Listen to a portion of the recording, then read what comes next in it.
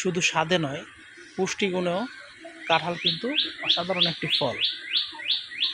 কাঁঠাল আমাদের জাতীয় ফল এবং গরমে খুব জনপ্রিয় একটি ফল।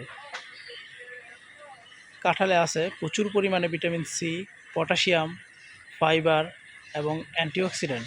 নিয়মিত কাঁঠাল খেলে শরীরে শক্তি বাড়াতে সাহায্য করে, হৃদযন্ত্র ভালো রাখতে সাহায্য করে, হজম শক্তি ভালো রাখে, কোষ্ঠকাঠিন্য কমাতেও সাহায্য করে এবং শরীরের রোগ প্রতিরোধ ক্ষমতা বাড়াতে সাহায্য করে।